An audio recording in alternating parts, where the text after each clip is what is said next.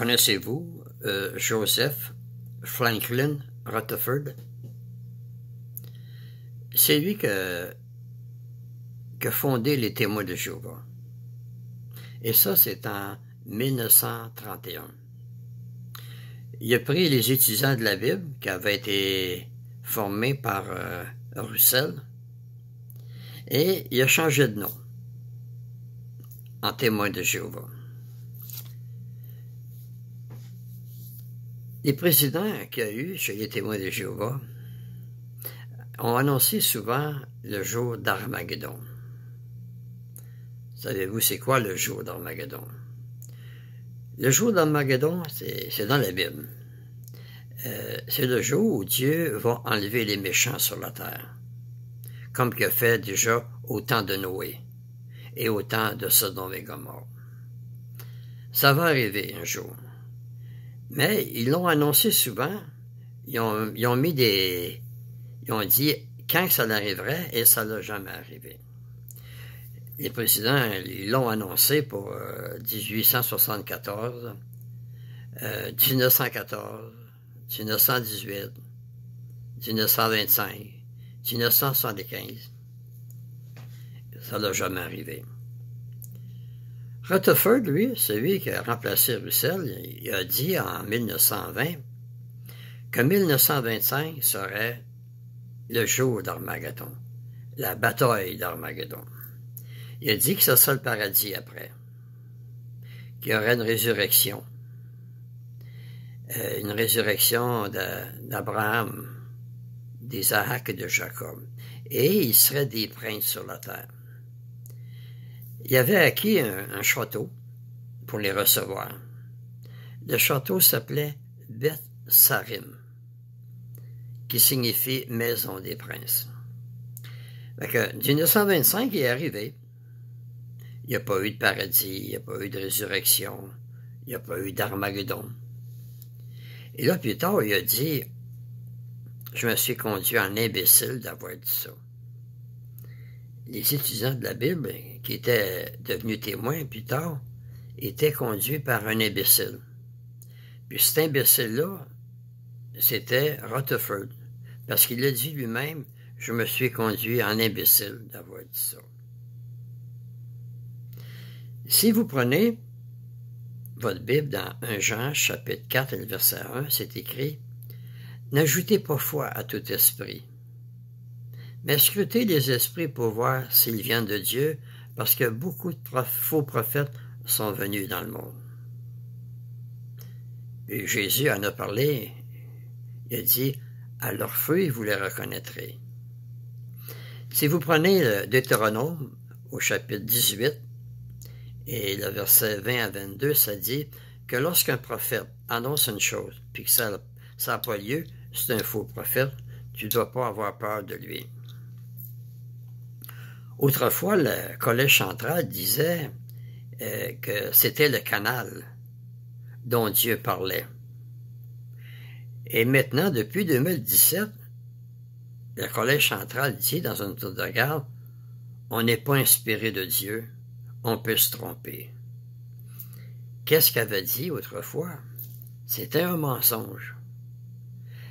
La Société des témoins de Jéhovah compte des mensonges et j'en connais d'autres. Dans une autre vidéo, je vais vous dire les mensonges qu'elle a comptés. Dieu n'a pas envoyé le Collège central pour avoir la vie éternelle. C'est marqué clairement dans la Bible, car Dieu a tant aimé le monde qu'il a envoyé son Fils unique, afin que quiconque croit en lui ne soit pas détruit, mais qu'il ait la vie éternelle. Ça ne parle pas de la Watchtower, là. Pas du tout.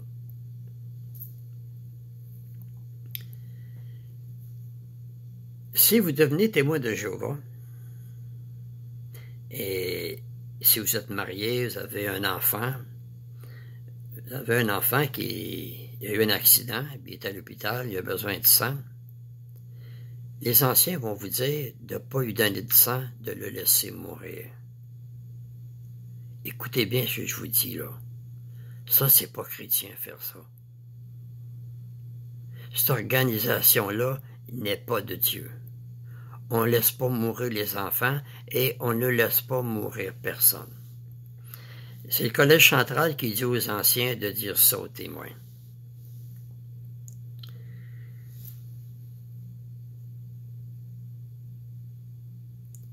Si vous êtes témoin, si vous vous faites prendre à fumer la cigarette, ça va se savoir un jour. Parce que Jésus a dit, il n'y a rien de caché qui ne sort pas un jour. Fait que ça va aller aux oreilles des anciens, puis ils vont aller vous voir. Ils vont essayer de vous aider à arrêter de fumer. Puis si vous n'arrêtez pas, là, vous allez être exclus. Puis en étant exclus, il n'y a plus personne qui va vous parler. Vous allez perdre tous vos amis à la salle que vous aimez. Vous allez perdre aussi toute votre famille si elle est témoin. Vous allez perdre même votre père puis votre mère. Votre père ne vous parlera plus, puis votre mère non plus. Même si vous avez des enfants et vous êtes exclu, votre enfant ne vous parlera pas et vous appellera même pas par téléphone parce que le Collège central dit de ne pas parler aux exclus. Cette organisation-là n'est pas de Dieu. Elle n'est pas inspirée de Dieu et elle le dit elle-même dans la tour de garde. Elle exclut les personnes qui fument. En plus d'être méchante, cette organisation-là est hypocrite. Elle est hypocrite parce que elle a des parts dans une compagnie de tabac qui s'appelle Philip Morris. Pensez-y avant de devenir témoin de Jéhovah. Cette organisation-là est dirigée par des hommes qui ne sont pas inspirés.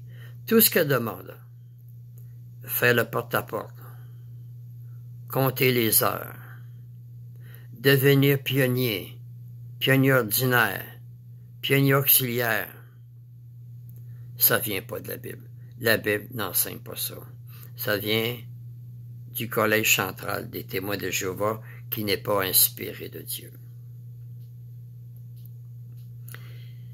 Si vous allez sur YouTube et si vous écrivez « salle d'assemblée au Danemark », vous allez voir une salle d'assemblée du Haut-Désert. Et elle a la forme d'une pyramide avec un œil dedans, l'œil qui voit tout. Celui qui a fondé la Watchtower, Charles Taze Russell, où est-ce il est enterré dans un cimetière maçonnique. Et à côté de sa pierre tombale, il y a une pyramide de 8 pieds de haut.